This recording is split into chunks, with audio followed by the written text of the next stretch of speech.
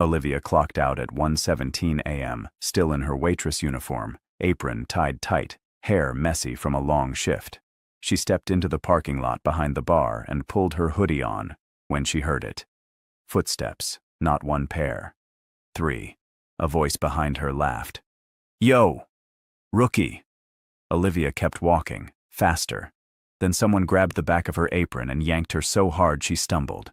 "Don't act shy now, we're—" Another one circled in front of her, blocking the alley exit. A phone came up. Recording. "Smile," he said. "This is gonna be funny." Olivia's throat tightened. She tried to breathe. "Please, just let me go." The biker leaned close, grinning. "Nah, you're gonna do what we say." He tugged the apron knot, and Olivia's eyes flicked down for half a second, like she was calculating something. Then the far end of the alley went quiet. Too quiet. A shadow stepped forward. A man in a dark jacket. Still. Watching. And beside him, a canine's ears snapped up. The dog went stiff, then let out a violent throat-ripping bark and launched straight toward them. Before we jump in, comment where you're watching from and hit subscribe, because this one has one of the most chilling canine moments we've ever told. Olivia stepped out the back door of the bar with her shoulders slightly hunched, like she was trying to take up less space in the world. The neon sign behind her buzzed and flickered, throwing weak pink light across her blonde hair and the same waitress uniform she'd worn all night. Black skirt, white shirt, apron tied tight at the waist. Her shift had been brutal. Drunk customers, cheap tips, men who stared too long. She didn't complain. She never did. She just wiped tables, smiled politely, and counted the minutes until she could go home. The alley behind the bar was quiet, damp, and narrow, and Olivia walked through it like she'd walked through 1,000 places like it before. Halfway down the alley, she felt it. That sensation you can't explain unless you've lived it. Being watched. She slowed, just a fraction. Not enough to look suspicious. Not enough to show fear. Her fingers tightened around the strap of her purse, and her eyes shifted to the reflection in a puddle near the dumpster. 3 shadows. Moving. Closing in. Olivia's stomach dropped, but her body didn't panic. Her breathing stayed steady. She didn't turn around. She just kept walking, like she hadn't noticed the danger stacking up behind her. "Hey, waitress!" A voice dragged her title out like it was something dirty. "Where you running off to so fast?"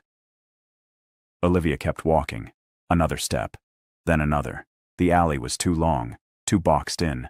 No easy exits. The second voice laughed, low and mean. "Don't ignore us, sweetheart. We just want to talk." Olivia's heart thumped once, hard. She finally turned her head slightly, enough to see them. 3 men. Tattooed arms.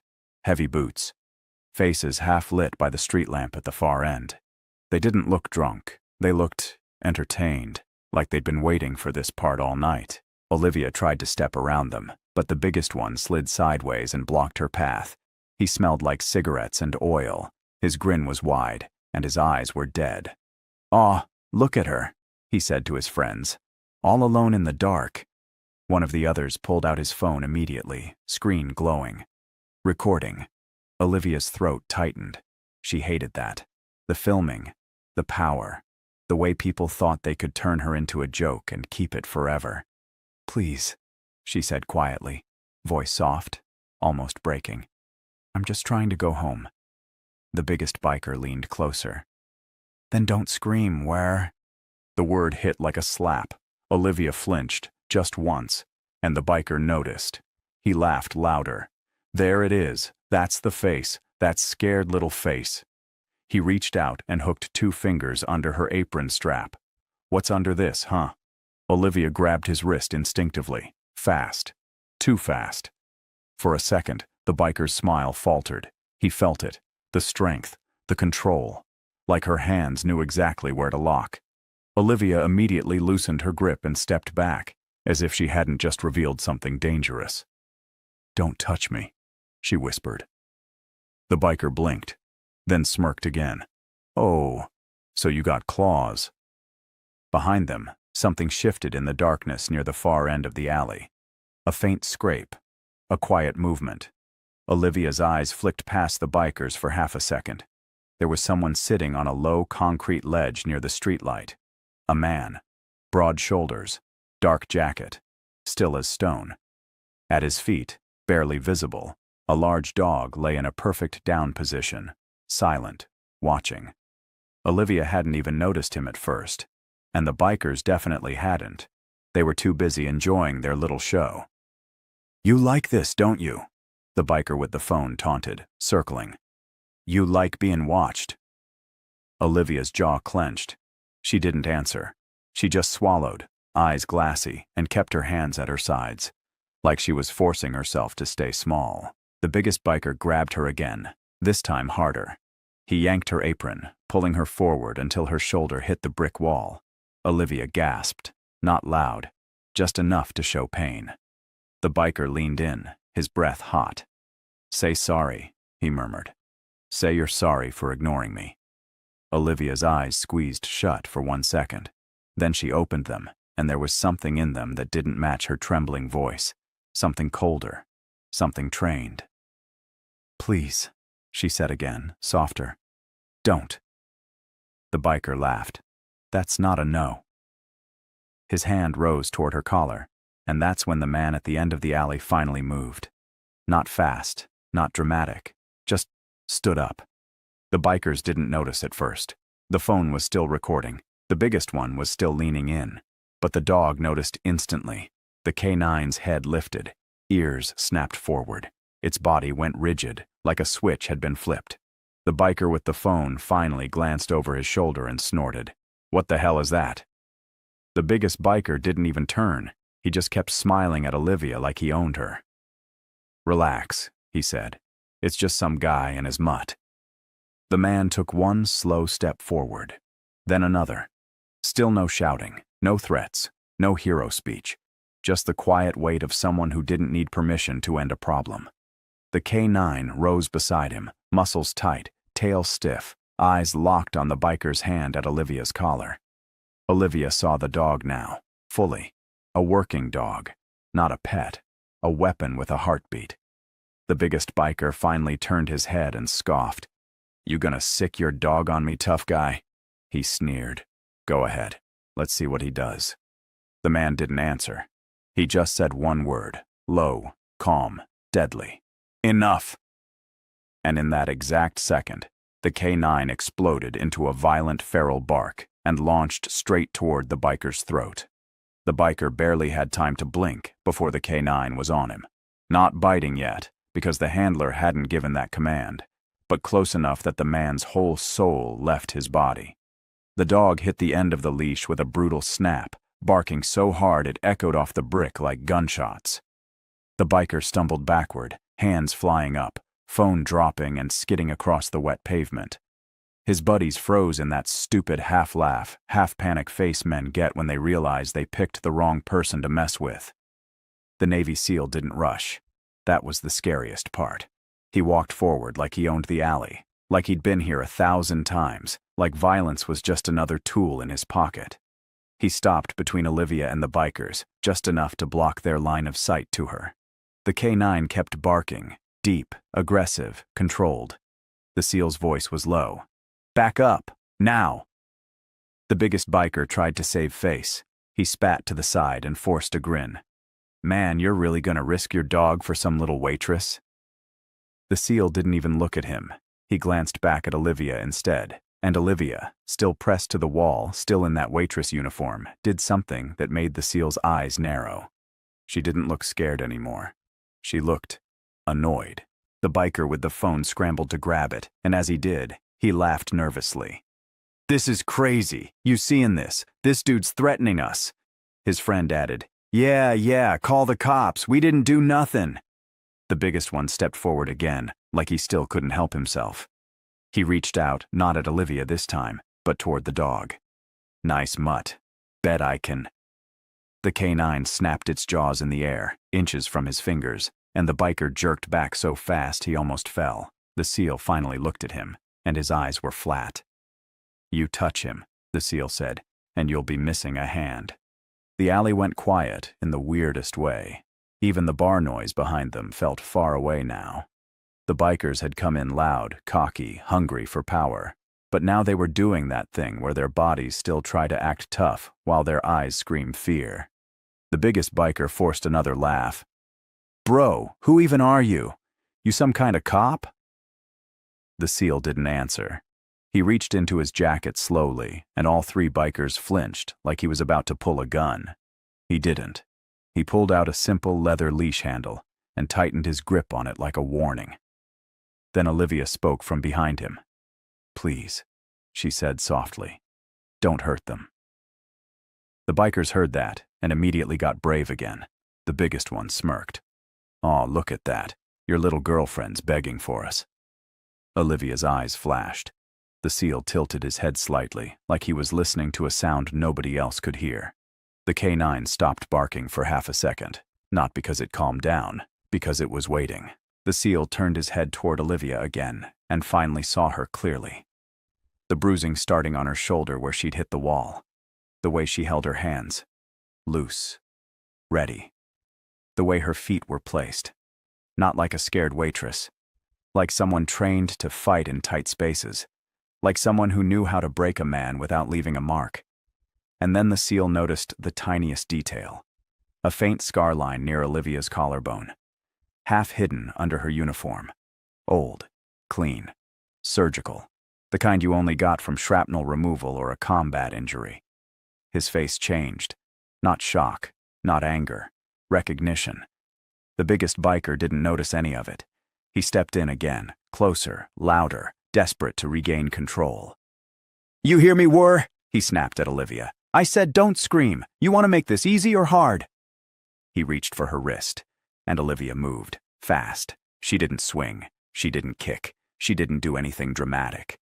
She simply rotated her wrist, stepped inside his reach, and locked his arm in a tight hold so clean and sharp the biker's knees buckled instantly. A sound came out of him, half grunt, half squeal. The other two bikers froze like their brains couldn't process what they'd just seen. Olivia leaned in close to his ear, still holding him, still calm. "You're going to let go," she whispered, "or I'm going to break it." The biker's eyes went wide. The SEAL's eyes went even wider. Because Olivia's voice wasn't scared anymore. It had that tone, that military tone. The one you only hear from someone who has given orders in life or death moments. The SEAL took one step closer, staring at her like he was seeing a ghost. "Wait," he said quietly. Olivia released the biker and stepped back, instantly shrinking herself again, like she remembered she wasn't supposed to be this person anymore. The biker clutched his arm, stumbling away, cursing. What the hell are you?" he yelled. Olivia didn't answer. She just lowered her eyes like a rookie waitress again. But it was too late. The SEAL was staring at her face now, at her posture, at the way she moved, at the way the K9 had shifted its body the moment she spoke, like it respected her. And then the SEAL's voice dropped to a whisper. "Commander Olivia Hayes?" The alley went dead silent, and the biggest biker, still holding his arm, turned slowly. "What did you just call her?" Olivia didn't answer him, not because she couldn't, because the second those words left the SEAL's mouth, "Commander Olivia Hayes," she felt her whole life crack open again. The alley was still. Even the bar noise behind them felt like it got muted. The bikers just stared, confused and angry at the same time. The biggest one rubbed his wrist like he couldn't believe a waitress had folded him like paper. "Commander," he scoffed. "What is this, some cosplay crap?" His buddy laughed too loud, trying to bring the power back. "Yeah, what, you some kind of fake soldier were now?" But the laugh died fast, because the SEAL didn't laugh. He stepped forward and the K9 stepped with him. Not wild now, not barking, just locked in, focused. The SEAL's eyes never left Olivia's face. "Ma'am," he said, and the word sounded insane in that alley. "Tell me it's not you." Olivia swallowed. Her throat felt tight. She stared at the ground for half a second, like she could hide in it. Then she looked up and said very softly, "You're mistaken." The SEAL's jaw flexed. "No, I'm not." And then he did something that made Olivia's stomach drop. He reached into his pocket and pulled out a coin. Not a flashy one, a worn one, a challenge coin.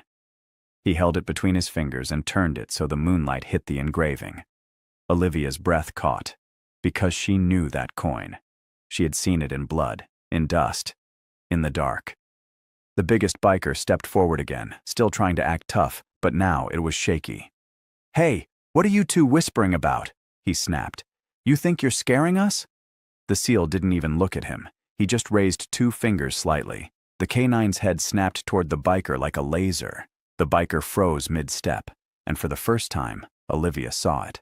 The biker wasn't brave. He was desperate. He was the kind of man who only acted big when he thought nobody could stop him. The SEAL finally spoke to them, voice calm and deadly. "Walk away." The biker laughed again, but it sounded broken now. "Or what? Your dog gonna—" The SEAL cut him off. "Walk." The biker's eyes flicked to Olivia, then to the dog, then to the SEAL, then back to Olivia again, like something wasn't adding up. And then the smallest biker, the one who'd been recording, whispered, "Bro, I think we should go." The biggest biker snapped his head. "Shut up." He turned back to Olivia with that ugly grin. "Nah, not yet." And he reached into his jacket. Olivia's whole body went cold. The SEAL saw it too. So did the K9. And the second the biker's hand came out, it wasn't a gun, it was a knife. Short blade, cheap handle, but sharp enough. He held it up like a trophy. "You thought you were tough, huh?" he hissed at Olivia. "You think that little wrist twist makes you a hero?" Olivia didn't move. Her face stayed calm, but her eyes changed. The SEAL saw it. That switch. That 1,000-yard stare that didn't look away from steel. And he realized something that made his voice go even quieter. Olivia wasn't afraid of the knife. She was remembering knives. The biker took 1 step closer, knife out. The SEAL tightened his grip on the leash, ready to give 1 word and end it. But Olivia suddenly lifted 1 hand, palm out, toward the SEAL. A signal. Not dramatic, just controlled. The SEAL froze because he understood what that signal meant. Hold. The K9 held too, muscles shaking but obedient. Olivia stepped forward herself. Slowly, like she was stepping into a ring. The biker smirked. "Oh, so you want to be brave now?" Olivia didn't answer. She got close enough that the knife was inches from her. Close enough that 1 wrong move would open her skin. Close enough that any normal woman would be shaking. But Olivia's hands were steady. Her breathing was steady. And then she spoke, voice low, almost gentle. "You're not going to use that," she said. The biker laughed. "Want to bet?" Olivia's eyes flicked to his wrist, his stance, his shoulders, the way his weight was too far forward. Then she looked back into his face, and in 1 clean motion, she moved. Not fast like a brawl, fast like training. She stepped inside his arm, hooked his wrist, turned his elbow the wrong way, and drove him into the wall so hard his knife clattered onto the pavement. The biker gasped like his lungs got punched out. Olivia didn't stop. She pinned him, twisted his arm, and whispered in his ear, calm as ice. "I told you," she said. "You weren't going to use it." The other 2 bikers panicked and rushed forward. That was their mistake. The K9 launched. One of them screamed as the dog slammed into his chest, knocking him flat. The SEAL grabbed the second one by the collar and threw him into the brick like he weighed nothing. The alley turned into pure chaos, boots scraping, bodies hitting walls, breathless yelling. But Olivia looked like she wasn't even trying, like she'd done this 100 times, like this wasn't the first time men cornered her in the dark. It was just the first time she'd decided she was done playing small. The biggest biker, still pinned, groaned, "What? What the hell are you?" Olivia leaned in, her blonde hair falling forward, her face inches from his, and for the first time, her voice carried that command tone again. "I'm the reason your friends are still breathing," she said. Then she let him go and stepped back. The bikers scrambled, dragging each other, limping, cursing. The one who'd been recording snatched his phone and pointed it at Olivia with shaking hands. "This is going viral," he muttered. "This is going to be everywhere." Olivia's heart slammed in her chest, because that was the one thing she couldn't allow. Her identity had been erased for a reason, and if her face went online, it wasn't just her life at risk, it was the Pentagon. The SEAL stepped toward the biker holding the phone. "Delete it!" The biker backed up, eyes wild. "No, you can't tell me." The SEAL's voice dropped. "Delete it." The biker hesitated, and Olivia realized something terrifying. The bikers weren't the real danger anymore. The phone was. Because if that video hit the internet, someone would recognize her, someone who wasn't supposed to know she was alive. Olivia stepped forward, her voice calm but urgent. "Give me the phone," she said. The biker swallowed hard, and then he smirked. "Nah," he said. "I think I'm gonna sell this." Olivia felt her blood run cold, because she knew exactly who would pay for it, and behind her the SEAL whispered something that made her turn her head slowly. He wasn't looking at the bikers anymore. He was looking past them, down the mouth of the alley, at a black SUV that had just rolled up silently, and the SEAL's face went tight as he said, "Olivia, we've got company." The black SUV didn't roll in like a normal car. It rolled in like it already owned the alley. No headlights, no music, no shouting, just that slow, quiet crawl, like a predator sliding closer because it already knows you can't run. The bikers noticed it too. The one with the phone stopped smirking. His face went pale. "Oh, shht," he whispered. The biggest biker, still half bent from Olivia's hold, stared at the SUV like he'd seen a ghost, and that's when Olivia knew the truth. These weren't just drunk idiots. They were connected. The SEAL's K9 went rigid again, not barking, not lunging, just locked. His ears snapped forward. His nose worked the air like it had just caught something rotten. The SEAL tightened his grip on the leash and said, low and fast, "Olivia, behind me." Olivia didn't move. She stared at the SUV, heart pounding, and for a second she hated herself for thinking the same thing she always thought. "I should have stayed invisible." The driver door opened. A man stepped out in a dark jacket, clean boots, no biker look at all. Mid-30s. Calm face. The kind of calm that isn't peaceful. It's trained. He looked at the bikers first, like they were trash. Then he looked at Olivia, and he smiled, just a little. "There you are," he said, like he'd been searching for a lost wallet. The SEAL took one step forward. "Back up." The man ignored him and nodded at the phone in the biker's hand. "Hand it over," he said. The biker hesitated, then quickly offered it like a kid giving candy to a bully. The man took it, tapped the screen, watched the footage for 2 seconds, and his eyes lit up, because he recognized the move. Not the waitress, not the crying, not the uniform, the move. Olivia's stomach dropped. She knew that look. She'd seen it in Afghanistan. Men who didn't care about who you were, only what you could do. The man slipped the phone into his pocket. "Good," he said. "This will do." Then he looked at Olivia again. "Commander Hayes," he said casually, like it was a joke. Olivia's jaw tightened. The SEAL's face changed instantly. His voice went sharp. "Who the hell are you?" The man finally looked at him. "I'm nobody you need to worry about," he said, "unless you make yourself a problem." Then he pointed at Olivia. "She's coming with me."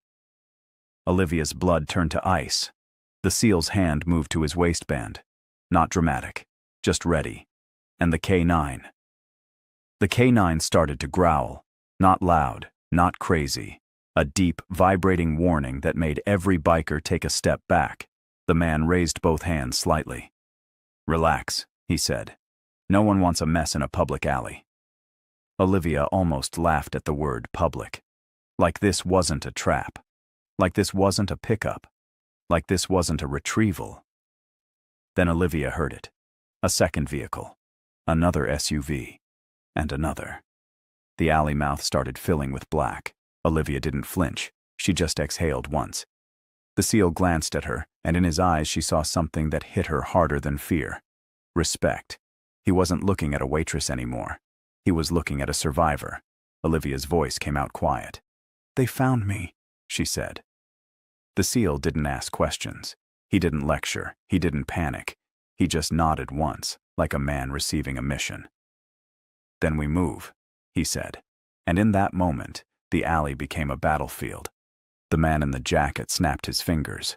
2 more guys stepped out, hands in their pockets, walking slow. Olivia saw the outline of a pistol under one jacket. The SEAL saw it too. The K9 smelled it.